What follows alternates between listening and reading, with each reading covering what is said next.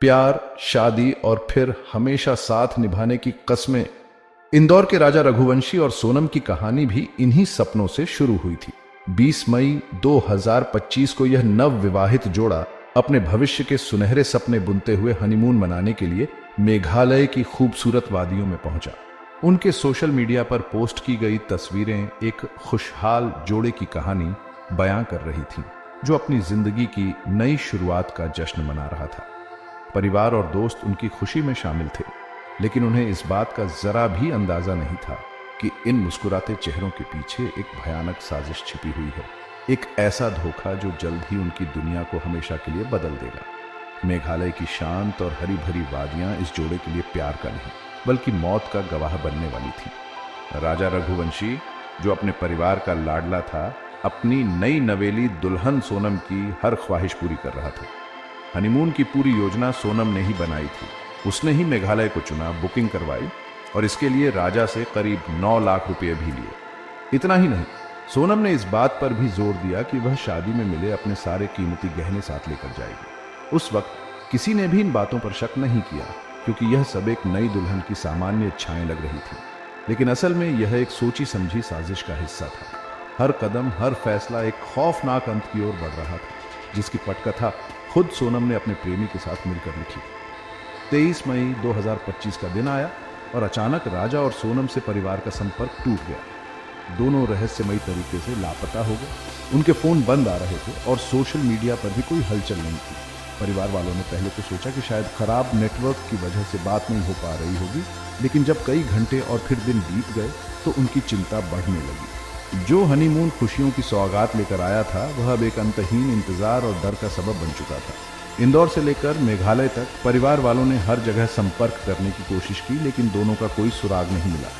यह सिर्फ एक गुमशुदगी नहीं थी, बल्कि एक खौफनाक नाटक का पहला अंक था, जिसका पर्दा अब उठने वाला था। इस गुमशुदगी की खबर ने दोनों परिवारों को झकझोर कर रख दिया। राजा के परिवार वाले अनहोनी की आशंका से कांप उठे थे। उन्होंने तुरंत पुलिस से संपर्क किया और अपने बेटे और बहू की तलाश के लिए गुहार लगाई। मेघालय पुलिस ने मामले की गंभीरता को समझते हुए तुरंत जांच शुरू कर दी, लेकिन शुरुआती कुछ दिनों तक उनके हाथ खाली ही रहे। किसी को समझ नहीं आ रहा था कि आखिर यह खुशहाल जोड़ा कहां गायब हो गया। क्या वे किसी हादसे का शिकार हुए या उन्हें किसी ने अगवा कर लिया? हजारों सवाल थे, लेकिन जवाब कहीं नहीं था। यह अनिश्चितता और खौफ का माहौल था, जिसने एक भयानक सच पर पर्दा डाल रखा था, जो जल्द ही सबके सामने आने वाला था। कई दिनों की बेचैनी और तलाश के बाद 2 जून 2025 को वह खबर आई जिसने सबको सन्न कर दिया। मेघालय के सोहरा, जिसे चेरापूंजी के नाम से भी जाना जाता है, कि एक गहरी खाई में एक युवक का शव मिला। शव की हालत खराब थी, लेकिन कपड़ों और कुछ अन्य चीजों के आधार पर उसकी पहचान इंदौर के लापता युवक राजा रघुवंशी के रूप में की गई। जो परिवार अपने बेटे की सुरक्षित वापसी की दुआ कर रहा था, उस पर दुखों का पहाड़ टूट पड़ा। हनीमून पर गया उनका बेटा अब कभी लौट कर नहीं आने वाला था। इस खबर के साथ ही एक और सवाल खड़ा हो गया। अगर यह राजा का शव है, तो फिर उसकी पत्नी सोनम कहां है? उसके साथ क्या हुआ? राजा का शव मिलने के बाद यह मामला गुमशुदगी से हत्या के एंगल पर शिफ्ट हो गया। पोस्टमार्टम रिपोर्ट ने इस शक को और भी पुख्ता कर दिया। रिपोर्ट में खुलासा हुआ कि राजा के सिर पर किसी भारी और धारदार हथियार से 2 गहरे वार किए गए थे, जो उसकी मौत का कारण बने। यह साफ हो गया था कि राजा की बेरहमी से हत्या की गई थी और फिर सबूत मिटाने के लिए उसके शव को खाई में फेंक दिया गया था। इस खुलासे ने जांच की दिशा पूरी तरह से बदल दी। पुलिस अब सिर्फ सोनम की तलाश ही नहीं कर रही थी, बल्कि उन कातिलों को भी ढूंढ रही थी जिन्होंने इस जघन्य अपराध को अंजाम दिया था। सवाल यह था कि आखिर खूबसूरत वादियों में राजा का दुश्मन कौन हो सकता था? इस पूरे घटनाक्रम में सबसे बड़ा रहस्य सोनम का गायब होना था। अगर राजा की हत्या हुई तो सोनम कहां थी? क्या उसे भी मार दिया गया था या फिर कातिलों ने उसे अगवा कर लिया था? पुलिस के सामने कई थ्योरी थी। एक तरफ राजा का परिवार मातम में डूबा था, तो दूसरी तरफ सोनम का परिवार अपनी बेटी की सलामती के लिए चिंतित था। इस हत्याकांड ने पूरे देश का ध्यान अपनी ओर खींच लिया था। हर कोई यह जानना चाहता था कि आखिर हनीमून पर गए इस जोड़े के साथ ऐसा क्या हुआ। मेघालय पुलिस पर मामले को जल्द से जल्द सुलझाने का भारी दबाव था, क्योंकि यह घटना सिर्फ एक हत्या नहीं थी, बल्कि राज्य की पर्यटन छवि पर भी एक धब्बा थी। पुलिस ने अपनी जांच का दायरा बढ़ाया और हर एंगल से पड़ताल शुरू की। राजा और सोनम के कॉल रिकॉर्ड्स खंगाले गए, उनके सोशल मीडिया अकाउंट्स की जांच की गई और इंदौर में उनके करीबियों से पूछताछ शुरू हुई। पुलिस को यह समझने में देर नहीं लगी कि यह मामला उतना सीधा नहीं है जितना दिख रहा है। हत्या का तरीका और सोनम का रहस्यमयी ढंग से गायब हो जाना किसी गहरी और सोची समझी साजिश की ओर इशारा कर रहा था। शक की सुई धीरे धीरे उन लोगों की तरफ घूमने लगी जो इस कहानी में अब तक पर्दे के पीछे थे। यह एक ऐसी गुत्थी थी जिसका हर सिरा उलझा हुआ था, लेकिन पुलिस इसे सुलझाने के बेहद करीब पहुंच रही थी। मेघालय पुलिस ने इस हाई प्रोफाइल मामले को सुलझाने के लिए एक विशेष जांच टीम यानी एसआईटी का गठन किया और इसे ऑपरेशन हनीमून नाम दिया। जांच जैसे जैसे आगे बढ़ी, परत दर परत ऐसे राज सामने आने लगे जिसने सबके होश उड़ा दिए। पुलिस की जांच का सबसे पहला और बड़ा सुराग सोनम के अतीत से जुड़ा था। कॉल रिकॉर्ड्स और पूछताछ के दौरान पुलिस को सोनम और राज कुशवाहा नाम के एक शख्स के बीच के संबंधों का पता चला। राज कुशवाहा सोनम के भाई का एक भरोसेमंद कर्मचारी था और दोनों के बीच प्रेम संबंध होने की बात सामने आई। यह जानकारी मिलते ही पुलिस का शक गहरा गया कि कहीं इस हत्या के तार इसी प्रेम प्रसंग से तो नहीं जुड़े हैं। शक के आधार पर एसआईटी ने तेजी से काम करते हुए एक एक कर 5 लोगों को गिरफ्तार किया। इन गिरफ्तारियों ने पूरे मामले का पर्दाफाश कर दिया। गिरफ्तार होने वालों में खुद सोनम रघुवंशी, उसका प्रेमी राज कुशवाहा और उसके 3 साथी आकाश राजपूत, विशाल सिंह चौहान और आनंद कुर्मी शामिल थे। पुलिस ने बताया कि यह एक पूर्व नियोजित हत्या थी जिसकी मुख्य साजिशकर्ता कोई और नहीं बल्कि खुद राजा की पत्नी सोनम थी। उसने अपने प्रेमी राज के साथ मिलकर अपने ही पति को रास्ते से हटाने का यह खौफनाक प्लान बनाया था। राज कुशवाहा खुद तो शक से बचने के लिए मेघालय नहीं गया, लेकिन उसने हत्या को अंजाम देने के लिए अपने 3 साथियों को वहां भेजा था। आरोपियों से हुई पूछताछ में जो खुलासा हुआ वह किसी के भी रोंगटे खड़े कर देने के लिए काफी था। उन्होंने अपना जुर्म कबूल करते हुए बताया कि सोनम न सिर्फ इस साजिश में शामिल थी बल्कि हत्या के वक्त वह घटनास्थल पर ही मौजूद थी। उसने अपनी आंखों के सामने अपने पति को तड़प तड़प कर मरते हुए देखा।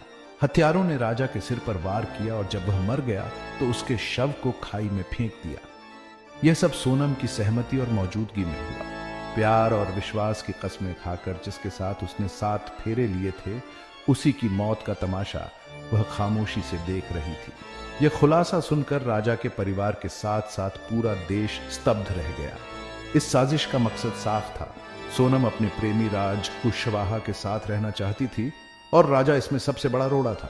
इसलिए दोनों ने मिलकर उसे हमेशा के लिए रास्ते से हटाने की योजना बनाई।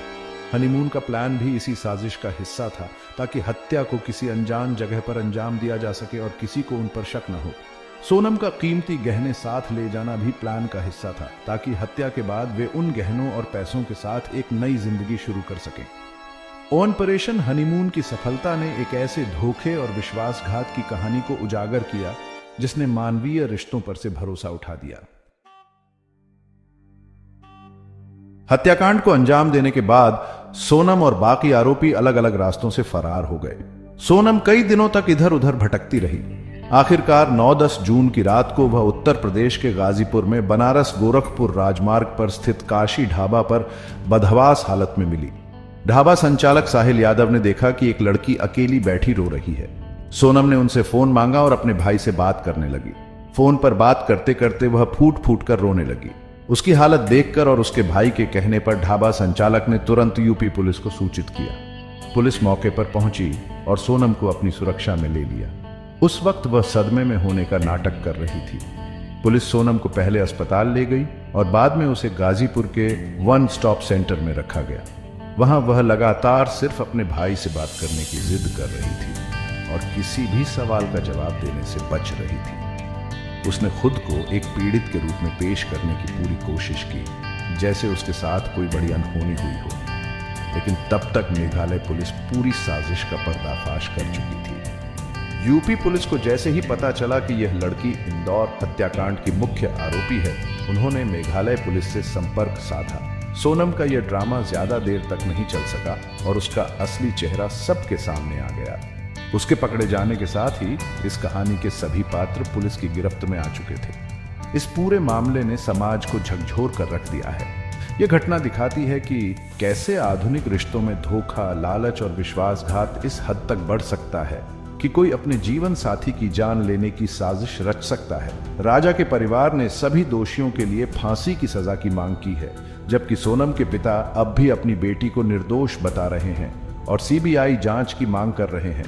मेघालय के मुख्यमंत्री ने पुलिस की कार्रवाई की सराहना करते हुए फास्ट ट्रैक ट्रायल का वादा किया है ताकि पीड़ितों को जल्द से जल्द न्याय मिल सके। ये केस हमें सिखाता है कि किसी भी रिश्ते में आंख बंद करके भरोसा करना खतरनाक हो सकता है। अंत में राजा रघुवंशी हत्याकांड सिर्फ एक अपराध की कहानी नहीं है, बल्कि यह हमारे समाज के लिए एक चेतावनी है। यह हमें रिश्तों की नींव को मजबूत करने, संवाद बनाए रखने और किसी भी तरह के खतरे के संकेतों को नजरअंदाज न करने की सीख देता है। शादी जैसे पवित्र बंधन का इस्तेमाल जब इस तरह की खौफनाक साजिशों के लिए किया जाता है तो ये पूरे सामाजिक ताने बाने पर सवाल खड़े करता है। उम्मीद है कि इस मामले में त्वरित और सख्त न्याय होगा, जो भविष्य में किसी को भी ऐसा जघन्य अपराध करने से पहले सोचने पर मजबूर कर देगा।